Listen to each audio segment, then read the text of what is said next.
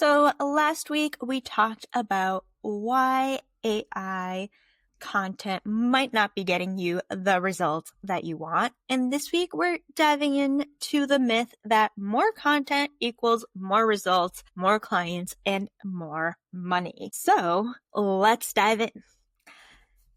It's interesting thinking about this because this is something that, looking back at my teaching career, something that I really believed then too. And as I'm writing my memoir on why I left teaching and everything that's going on with the school system, this idea is kind of coming up of like, kids are expected to learn so much in a year, and it's very rare that teachers actually get through the whole curriculum. And so I was very intentional as a teacher to go deeper into the curriculum. And while that meant, yes, we might not get to the last unit that we're supposed to get to this year, my kids are going to have a deep understanding of the things that they do learn instead of like a very surface level understanding of a bunch of different things. And that's kind of the same approach that I use in business as well. Like, as a small business owner, like, I'm not going to be competing with copywriting agencies that have a huge ad budget, right? Like, I don't have a huge ad budget. I am just me. And so for me, as a one person, the way that I get clients is by building real relationships. It's by being super clear on how I help people. It's using my messaging to show that I know what I'm doing and helping my clients in that way. So I know I mentioned last time a little bit about how, like, yeah, that message is like the piece that you need to create good content on AI. But there's also this conversation around, hey, you just need to be like pushing out content. And I see this too. Like, there's now a big push for like AI agencies. So like, you're not a marketing agency anymore. You're not a copywriting agency. You're not a design agency, you're an AI agency, and you're using AI to help people get clients, which I will be interested to see like how this plays out. I don't think AI is going anywhere. I think we're going to all have to adapt to AI, and we're already adapting. But I also think that there's room to do it in a way that is a little bit more human, because really, if you're pumping out content, say you use AI to pump out your email, your podcast, all of your social media content for that week, and you are literally everywhere. But if that content is not quality content, are people really going to be engaging with it, right? I actually had somebody on a sales call this week say, hey, like, I really don't like using AI, and it really breaks trust with people when I see that their content is really AI generated. And that's not to say like, don't use AI. Like, I use AI, but try to use it more intentionally. How can I use this to save me time and not just to like be the person who posts the most content or try to be in all of the places at once? Because being in all of the places at once isn't going to help you create like meaningful connections. It's not going to give you that depth that you need to like create a sustainable business in the long term. It's going to give you a lot of that like surface level, hey, I'm showing up. I think some of the things to think about is, if you are posting a lot of content and using AI so that you can show up in all of the places, because that's the thing, right? Is like, it is very hard as a small business owner who has clients and is doing the work to also market in all of the places. And that's why I tell my clients, like, you don't need to be in all of the places. Like, I got off social media because it was very time consuming for me, and just getting off of that and focusing on networking and working on my website and this podcast, like, those are content styles that feel good to me, and they are content that is building trust with my audience and is helping me move the needle in my business so I can show up very intentionally on this. But if you are kind of showing up in all of the places, but then you are not having those sales conversations, people are not reaching out, then there's something to think about. Like, is showing up in all of the places, is being visible in all of these places actually converting into clients? Is it actually converting into people who are going to be purchasing your services? So that is something to think about. And that's really like, when I look at, I use social media a lot, and not to like hate on social media. Like, if you want a social media, that's great. But I use it as an example because I think that some of us get so stuck, me included, on like what you're supposed to do or like what people tell you to do. And the truth is like, you don't have to do what other people are doing. You can just find like, what is your happy medium of how you're going to show up and what's going to feel good to you. So that's one thing. I think the other thing too, and if you've been listening to this podcast for a while, you're like, I already know what you're going to say. It is your message. And so your message can really be the difference between your AI content sounding the same as somebody else and not sounding the same as somebody else, right? And so really what your message has to do is have a point of view. It has to show why you, right? Why you and not somebody else.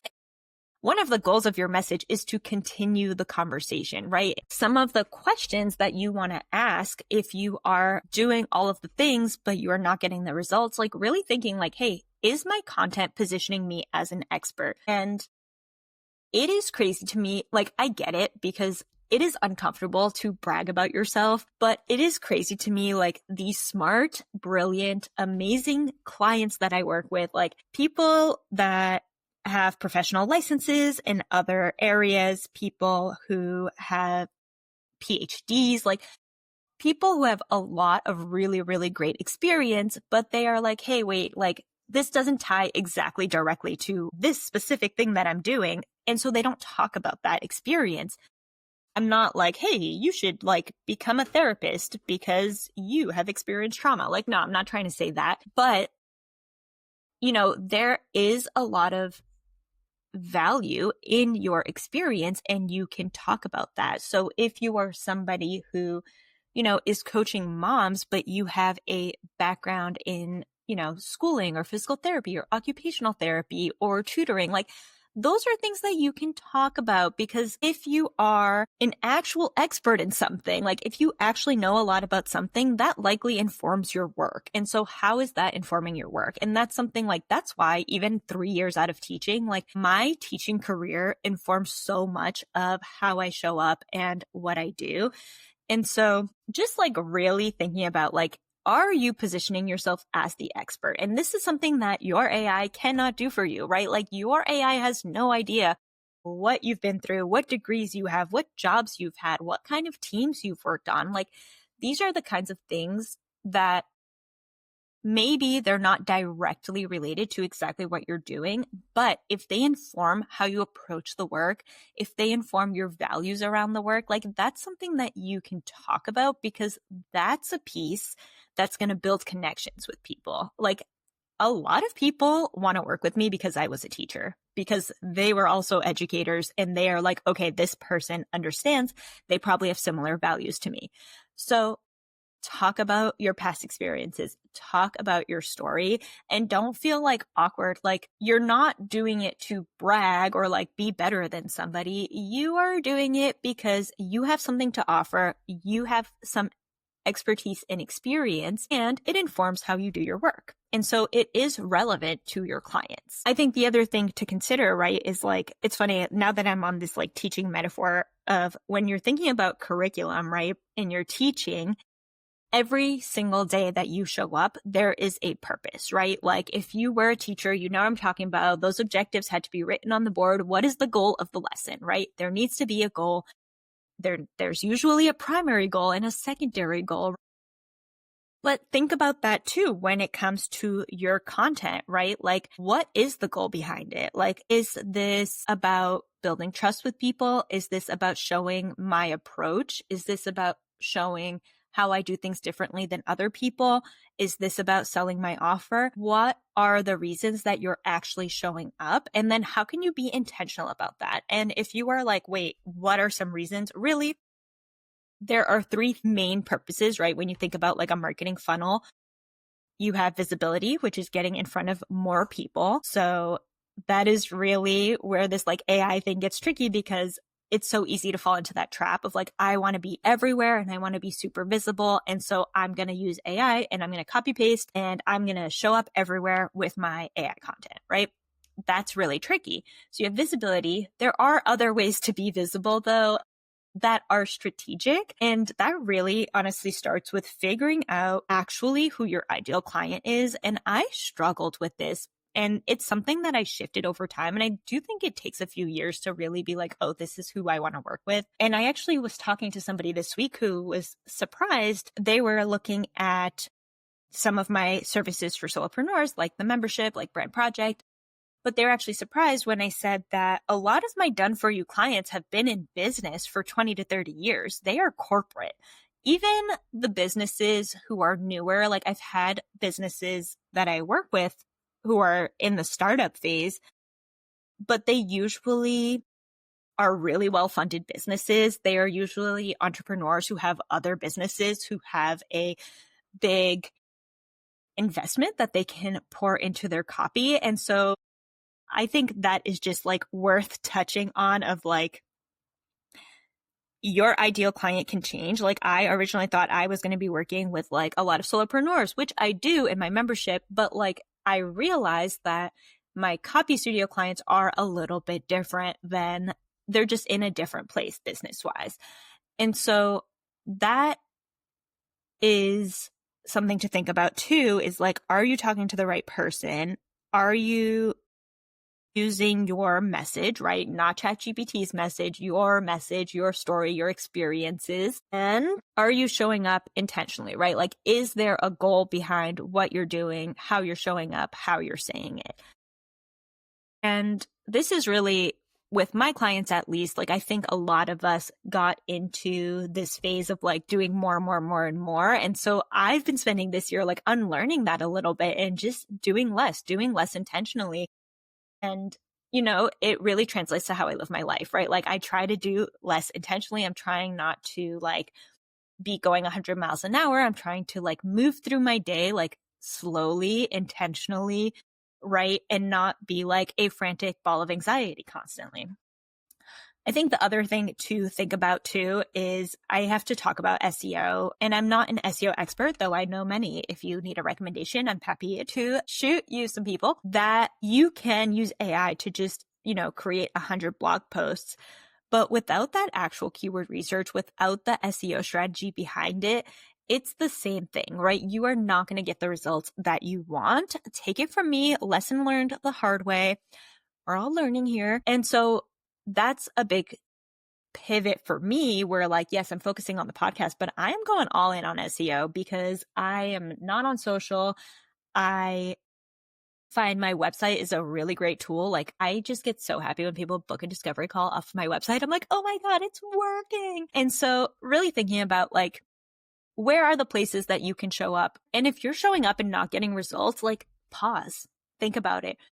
Is this still worth my time? Is this moving the needle? Are there things that I can change? Is there something that I should be doing differently?